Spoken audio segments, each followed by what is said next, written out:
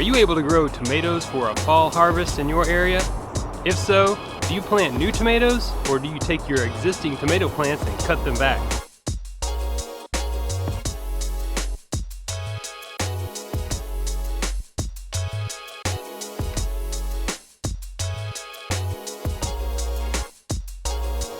Welcome back to New Garden Road, where I share my love of gardening with you in a way that I hope will inform, inspire, and elevate you. Please subscribe to my channel if you like what you see and hit the notifications bell. More garden action coming at you. Here in Central Texas and in similar growing climates, you have a second chance at growing some tomatoes for the fall. It's the end of July and I'm either going to cut my tomatoes back or I'm going to plant fresh starts. Which one do I do? Well, if the plants that I'm growing haven't had any significant disease or pest related issues, I can cut them back by up to 50%. After that, I'm going to give them a good fertilization and a deep watering. I've got a couple of cherry tomatoes growing and they've been really productive. I know they've got some good genetics, however, they've been covered with spider mites. And I have been pruning off some brown and yellowing leaves, so they've got some kind of fungal issue. These are really common in these plants. So what I'm going to do today is I'm going to show you an example of how you would cut these back.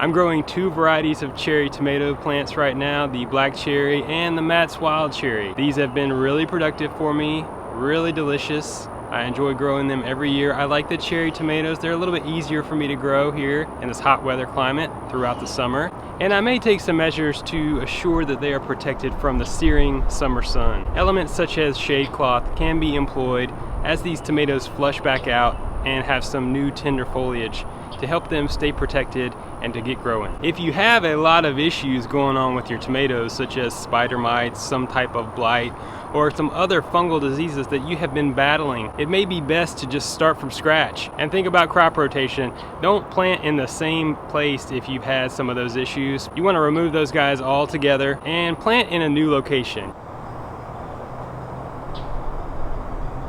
So I basically used my eyeball and judged where I should cut these tomato plants at about 2/3 to 50%. When it was all said and done, I got down there with some finished compost and some all-purpose fertilizer, and I scratched that fertilizer into the soil of this raised bed.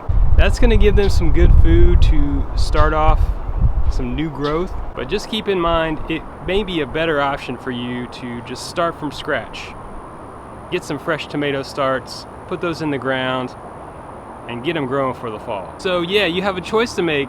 Which one are you gonna do? Are you gonna plant some fresh tomatoes or are you gonna cut the ones you got growing back? Thanks so much for watching. I hope you enjoyed the video. I hope you got some tips, and I hope you get a boatload of fall tomatoes. Happy gardening, y'all. Keep it organic.